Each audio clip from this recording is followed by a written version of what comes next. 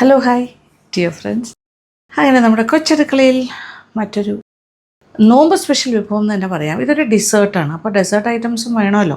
നോമ്പ് തുറന്ന് കഴിഞ്ഞിട്ട് ഒരുപാട് ഭക്ഷണം ആദ്യത്തെ ഒരു എന്താ പറയുക ലഘു ഭക്ഷണമൊക്കെ കഴിഞ്ഞിട്ട് പിന്നെ നമ്മൾ ഹെവി ഫുഡെല്ലാം കഴിഞ്ഞിട്ട് അവസാനം ഒരു മധുരം സോഫ്റ്റായിട്ടുള്ളൊരു തണുത്ത കാര്യമൊക്കെ കഴിച്ചില്ല അവസാനിപ്പിക്കാൻ ആഗ്രഹിക്കുന്നില്ല. അപ്പോൾ ഡെസേർട്ട് ഐറ്റമായിട്ടാണ് ഞാൻ ഇന്ന് പ്ലാൻ ചെയ്തിരിക്കുന്നത്. അതായത് ഏപ്രിക്കോട്ട്സ് വെച്ചിട്ടാണ്. ഏപ്രിക്കോട്ട്സ് എന്ന് പറയുമ്പോൾ ഞാൻ ഇപ്പോൾ ആലോചിച്ച് ലഡാക്കിലൊക്കെ പോകുമ്പോൾ അവിടെ ആപ്രിക്കോട്ട്സൊക്കെ കാഴ്ച കിടക്കുന്ന സമയത്തൊക്കെ ഞാൻ പോയിട്ടുണ്ട്. ആ സമയത്തൊക്കെ എന്തായിരുന്നു ഫ്രഷ് ആയിട്ടുള്ള ആപ്രിക്കോട്ട്സ്.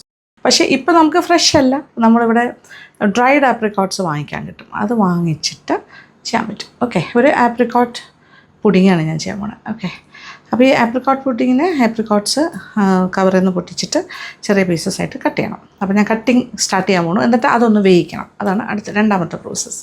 നമ്മുടെ പ്രധാന ചേരുവയാണല്ലോ ആപ്രിക്കോട്ട്സ്.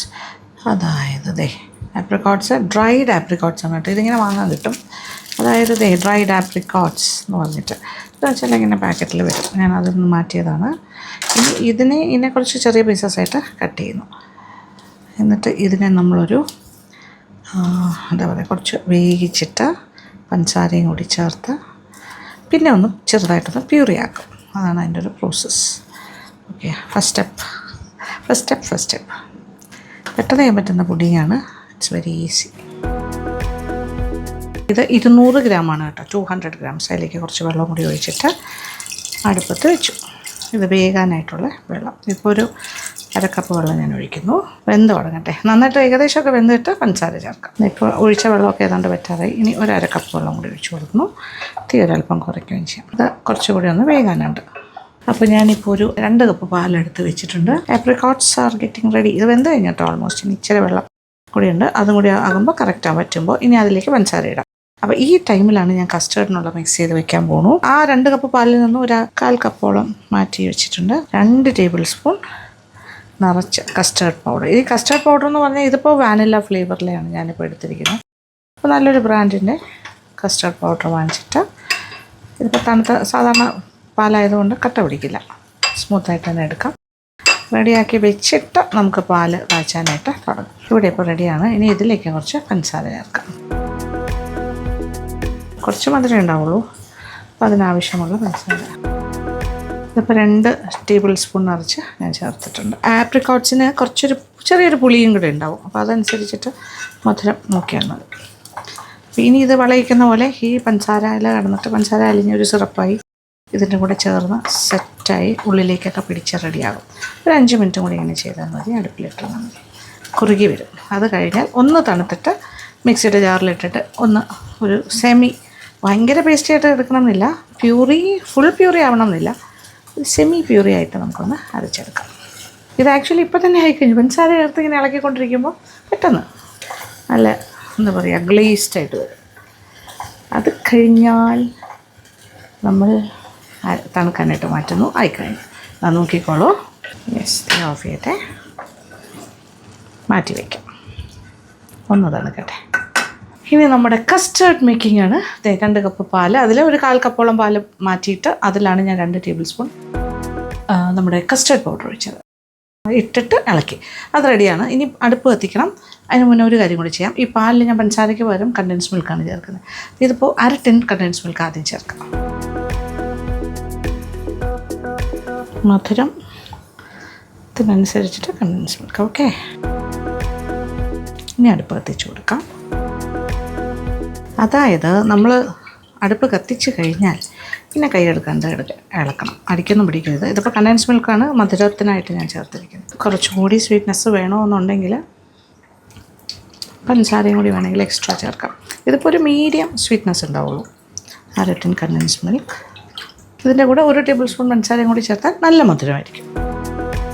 അപ്പോൾ ഞാൻ പറഞ്ഞതുപോലെ 1 ടേബിൾ സ്പൂൺ നിറച്ച് പഞ്ചസാരയും കൂടി ചേർത്താൽ നല്ല സ്വീറ്റ്നെസ് വരും. അല്ലെങ്കിൽ ഒരു മീഡിയം ലോ സ്വീറ്റാണ്. ഇനി ഇതിനകത്ത് കുറച്ച് കാര്യം ഞാൻ ചേർക്കാൻ ആഗ്രഹിക്കുന്നു. അതായത് ഒരു സ്പെഷ്യൽ വേർമിസിലിയാണ്. അറിയാമല്ലോ, കുനാഫ വേർമിസിലി പോലെ ഇരിക്കും. ഓക്കെ, ഇതൊരു പാകിസ്ഥാനി വേർമിസിലി എന്നും പറയാം. ഇതാണെങ്കിൽ പെട്ടെന്ന് തന്നെ വേഗവും ചെയ്യും. ഭയങ്കര തിന്നാണ്, കാണുമ്പോൾ തന്നെ അറിയാമല്ലോ. Very soft and thin. Roasted ആയിട്ട് തന്നെയാണ് വരുന്നത്. ഞാൻ എടുത്ത് വെച്ചിട്ടുണ്ട്. ഓക്കെ, ഇതിപ്പോൾ തിളയ്ക്കാറായി. ഈ ഒരു സമയത്ത് ഞാൻ ഈ വേർമിസെല്ലിയുടെ കുറച്ച് പൊട്ടിച്ചിടാം. അതിങ്ങനെ തൊടുമ്പോൾ തന്നെ അത് മുറിഞ്ഞ് വരും. ഓക്കെ, ഇത് പെട്ടെന്ന് വേകുന്നൊരു കാര്യമാണ്, വെരി ഫാസ്റ്റ്. യെസ്, ഏകദേശം ഒരു കപ്പോളം ഉണ്ടായിരുന്നു എന്ന് പറയാം.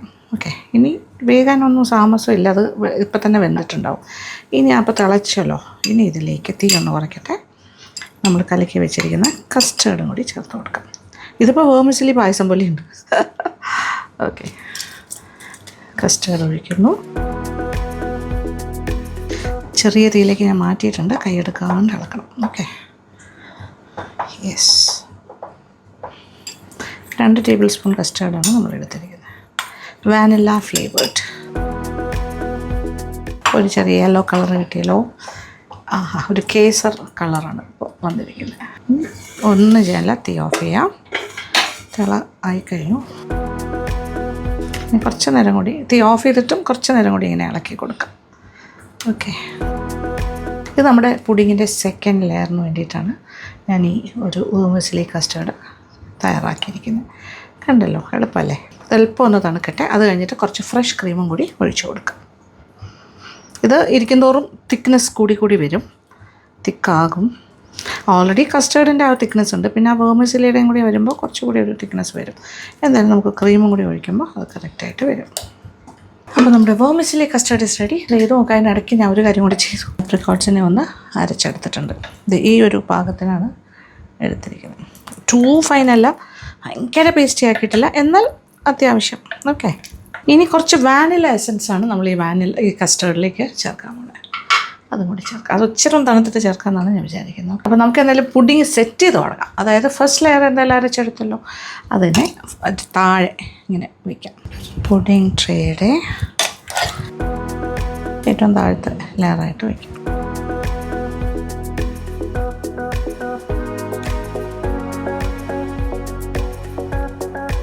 കംപ്ലീറ്റ് വെച്ചിട്ട് നമുക്കൊന്നുകൂടി ഒന്ന് ലെവൽ ചെയ്ത് കൊടുക്കാം.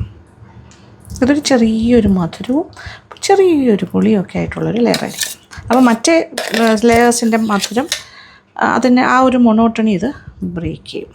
പിന്നെ ഇത് ആരോഗ്യത്തിന് വളരെ നല്ലതാണ്. ആപ്രിക്കോട്ട്സ് ഡ്രൈ ഫ്രൂട്ട് ആണെങ്കിലും ഫ്രഷ് ആണെങ്കിലും ഇത് വേവിച്ചൊക്കെ കഴിയുമ്പോൾ അത് ഫ്രഷ് ഫ്രൂട്ട് പോലെ തന്നെ ആകും. ആ ഡ്രൈനെസ് ഒക്കെ പോയി.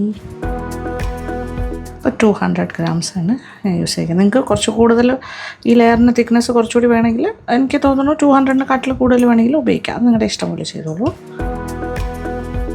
ഇനി നമ്മുടെ ഏകദേശമൊക്കെ തണുത്ത് കഴിഞ്ഞു. ഇതിലേക്ക് കുറച്ച് ഫ്രഷ് ക്രീം. ആ തിക്നെസ് കണ്ടല്ലോ, അപ്പോൾ ആ കറക്റ്റായിരിക്കും. ഇപ്പോൾ ക്രീമും കൂടി ഒഴിച്ച് കഴിയുമ്പോൾ പെർഫെക്റ്റാണ്. അപ്പോൾ നല്ല ക്രീമി ആയിട്ട് മാറും. പിന്നെ ഇത് എത്ര ക്രീം വേണമെന്നുള്ളത് നിങ്ങൾക്ക് തീരുമാനിക്കാം. ഇപ്പോൾ ഞാൻ 250 ml ഒരു ഫ്രഷ് ക്രീമിൻ്റെ ഒരു പാക്കറ്റാണ് എടുത്തിരിക്കുന്നത്. അതിൻ്റെ ഏകദേശം പകുതിയോളം ഒഴിച്ചു. ഹാഫ് ടിന്നാണ് ഒഴിച്ചിരിക്കുന്നത്, ഹാഫ് പാക്കറ്റ്. ഇത്രയും മതി എന്നാണ് എനിക്ക് തോന്നുന്നത്. കുറച്ചുകൂടെ റിച്ച് ആക്കണമെങ്കിൽ കൂടുതൽ ഒഴിക്കാം. ഇനി ഇച്ചിരി വാനില എസൻസും കൂടി ഒഴിച്ചു കൊടുക്കാം. നല്ല യമ്മി ടേസ്റ്റ് ആയിരിക്കും. ഒരു 1/2 ടീസ്പൂണോളം വാനില എസൻസ്. എൻ്റെ കയ്യിൽ ശരിക്കും ക്ലിയർ വാനില ഉണ്ടായിരുന്നു നേരത്തെ, പക്ഷേ ഇപ്പം ഇല്ല. ക്ലിയർ വാനില ആണെങ്കിൽ വെള്ളം ഒഴിക്കുന്ന പോലെ ഇരിക്കും, ഒട്ടും കളർ ഉണ്ടാവില്ല. അപ്പോൾ ഇത് ഏകദേശമൊക്കെ തണുത്തിട്ടാണ് ഞാൻ ഈ കലാപരിപാടികളൊക്കെ ചെയ്യുന്നത്. അതായത് ക്രീം ഒഴിച്ചതും പിന്നെ ഇപ്പോൾ വാനില എസൻസ് ഒഴിച്ചതും ഒക്കെ. Yummy vermicelli custard. ഓക്കെ, ഇതിൻ്റെ മുകളിലായിട്ട് നമുക്ക് ഈ ഒരു ലെയർ വയ്ക്കാം. ഇതിൽ പ്രത്യേകിച്ച് വേറെ തിക്കനിങ് ഏജൻസ് ഒന്നും വേണ്ട, ഇതൊക്കെ തന്നെ ധാരാളം. ഇങ്ങനെ സ്കൂപ്പ് ചെയ്ത് കഴിക്കുന്ന പുഡിങ്ങാണ്, നല്ല സ്കൂപ്പി.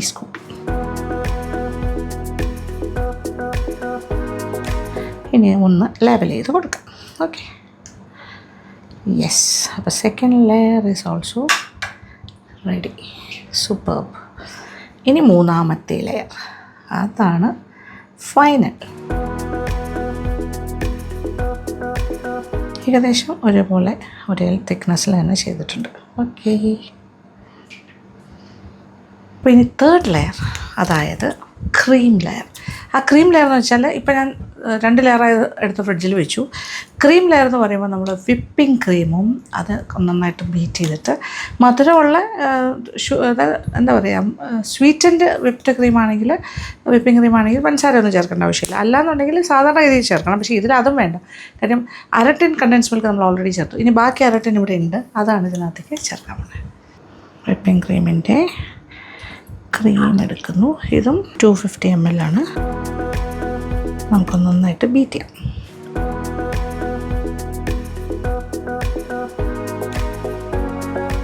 തിക്കൻഡ് ഇതായി വന്നു. പക്ഷേ സ്റ്റിഫായിട്ടുള്ള പീക്സ് ആയിട്ടില്ല, അതിൻ്റെ ആവശ്യമില്ല. നമുക്ക് അങ്ങനെ സ്റ്റിഫ് പീക്സ് വേണമെന്നില്ല. ഇത് കുറച്ച് സോഫ്റ്റ് പീക്സൊക്കെ ആയിട്ട് വന്നിട്ടുണ്ട്. അതെ, ഒന്നുകൂടി ഒന്ന് ബീറ്റ് ചെയ്യാം. ഇനി ഇതിലേക്ക് കണ്ടൻസ് മിൽക്കും കൂടി ചേർക്കാം. ഓക്കെ, ഇതിപ്പോൾ 1/2 ടിൻ കണ്ടൻസ് മിൽക്ക് ഉണ്ട്. അതും കൂടി ചേർത്തിട്ട് വീണ്ടും നന്നായിട്ടൊന്ന് ബീറ്റ് ചെയ്തെടുക്കാം. ഓക്കെ,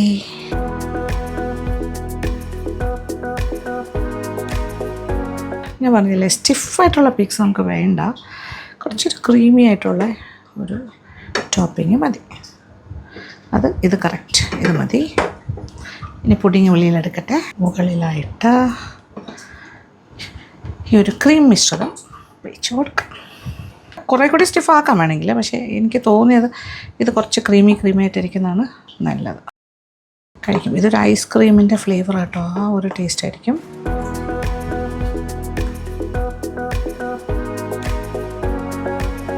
അപ്പോൾ നിങ്ങൾക്ക് കാണാമോ എന്നറിയില്ല, 3 ലെയർ കാണാം. ഓക്കെ, ഏറ്റവും താഴെ ആപ്രിക്കോട്ടിൻ്റെ ലെയർ, അത് ചെറിയൊരു പുളിയൊക്കെ ഉണ്ടാവും. മുകളിൽ നമ്മുടെ ഒരു creamy custard layer, vermicelli custard, and the last is ഒരു ഐസ്ക്രീം ലെയർ പോലെയാണ്. Okay, nice creamy. ഇനി മുകളിൽ കുറച്ച് അലങ്കാരമാകാം, കുറച്ച് നട്ട്സ്. അതായത് ഇതിപ്പോൾ ഞാൻ ആൽമണ്ട്സും പിസ്തയുമാണ് എടുത്ത് വെച്ചിരിക്കുന്നത്. അത് ഞാൻ ഇട്ട് കൊടുക്കാം. നോമ്പ് സമയത്ത് ധാരാളമായിട്ട് നമ്മളെ വീടുകളിൽ സ്റ്റോക്കുള്ള കാര്യമാണ് ഈ ഡ്രൈ ഫ്രൂട്ട്സ്, നട്ട്സ് മുതലായ കാര്യങ്ങൾ. ഏറ്റവും കൂടുതൽ ഉപയോഗിക്കുന്ന കാര്യങ്ങളാണ്, നല്ലതാണ് ഹെൽത്തിന്. ആവശ്യാനുസരണം ഇട്ട് കൊടുക്കാം. അങ്ങനെ നമ്മുടെ ആപ്രിക്കോട്ട് പുഡിങ് ഈസ് റെഡി. കുബാനിക്ക പുഡിങ് ആയിക്കോട്ടെ. എന്ത് ഭംഗിയല്ലേ കാണാൻ. വാവ്, ഇതിൻ്റെ 3 ലെയേഴ്സ് കംപ്ലീറ്റ് ഇങ്ങനെ നോക്കുമ്പോൾ നിങ്ങൾക്ക് കാണാൻ പറ്റുമെന്ന് വിചാരിക്കുന്നു. ഒരു സൈഡിൽ ഏറ്റവും താഴെയായിട്ട് നമ്മുടെ apricot, then comes the custard, vermicelli custard layer, and finally creamy layer and the cream, beautiful cream layer. പിന്നെ കുറേ നട്ട്സ് ഉണ്ട്. ഡ്രൈ ഫ്രൂട്ട്സ് ആൻഡ് നട്ട്സ് എന്ന് പറയുമ്പോൾ ഇതൊക്കെ മതി. കാഷ്യൂ നട്ടും വേണമെങ്കിൽ ഇടാം. ഓക്കെ, എത്രയൊക്കെ മതിയാകും. പിന്നെ എക്സ്ട്രാ വേണമെങ്കിൽ ചോപ്പ് ചെയ്തൊക്കെ ഇടാം ഈ ആപ്രിക്കോട്ട്സൊക്കെ. അതിൻ്റെ ആവശ്യമില്ല, നമുക്കിത് നല്ലൊരു ലെയർ ഉണ്ടല്ലോ താഴെ. ഓക്കെ, ഇനി ഇനി ഫ്രിഡ്ജിൽ വെച്ച് സെറ്റ് ചെയ്താണ് കഴിക്കേണ്ടത്. ഞാനിപ്പോൾ എൻ്റെ ഒരു സന്തോഷം കൊണ്ട് നിങ്ങൾക്ക് കാണാൻ വേണ്ടിയിട്ട് യെസ് ഇപ്പം തിരിച്ചിട്ടിരിക്കുകയാണ്. ഓക്കെ, കഴിക്കട്ടെ. ഇപ്പോൾ ഉണ്ടാക്കിയാണ്. കുറച്ച് നേരം ഫ്രിഡ്ജിൽ വെച്ചാൽ കുറച്ചുകൂടി ഒന്ന് സെറ്റാവും. പിന്നെ ഞാൻ ആ ടോപ്പ് ഞാൻ പറഞ്ഞില്ലേ കുറച്ച് ക്രീമി ആയിട്ടിരിക്കുന്നതാണല്ലോ, ഭയങ്കര സ്റ്റിഫായിട്ട് ബീറ്റ് ചെയ്യണ്ട. ആഹാ,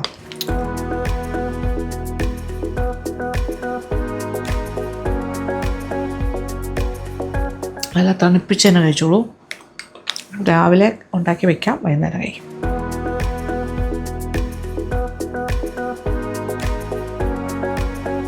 ഈ മധുരത്തിനെല്ലാം ബ്രേക്ക് ചെയ്യുന്ന ഒരു ചെറിയ പുളി കിട്ടും.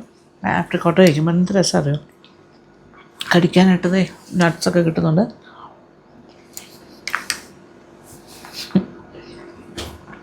No words, too good. അപ്പം നമ്മൾ നോമ്പ് എടുക്കുന്ന ആൾക്കാരാണെങ്കിൽ പകലൊക്കെ ഒന്നും കഴിക്കാണ്ട് ഇരുന്നിട്ടാണല്ലോ വൈകുന്നേരം ഇങ്ങനെ ഒരു വലിയൊരു വിരുന്ന് തന്നെ ഉണ്ടാക്കുന്നത്. അതായത് സ്റ്റാർട്ടേഴ്സ് തൊട്ട് ചെറുപാനീയങ്ങൾ, പിന്നെ സ്നാക്സ്, പിന്നെ മെയിൻ ഡിഷ്, ഡിസേർട്ട്. അപ്പോൾ നിങ്ങൾ ഇതുപോലെയുള്ള ഡിസേർട്ട്സൊക്കെ ഉണ്ടാക്കാൻ ഇഷ്ടമായിരിക്കുമല്ലോ, അപ്പോൾ ഉണ്ടാക്കുക. ഓക്കെ, അപ്പോൾ ഈ ഒരു നോമ്പ് ഇരിക്കുന്ന സമയത്ത് തന്നെയാണ് കുറേ കുക്കിങ്ങൊക്കെ നടക്കുന്നതല്ലേ. അപ്പോൾ ഇത് രാവിലെ തന്നെ നമുക്ക് ചെയ്ത് വയ്ക്കാം. ഫ്രിഡ്ജിൽ നല്ല ചിൽഡായിട്ടിരിക്കട്ടെ. അപ്പോൾ രാത്രി ഇതെടുക്കുമ്പോൾ നോമ്പ് തുറന്നു കഴിഞ്ഞിട്ട് പിന്നെ അവസാനം കഴിച്ചിട്ട് ഡിസേർട്ടിൻ്റെ പാത്രത്തുമ്പോൾ ഇത് സെർവ് ചെയ്യും.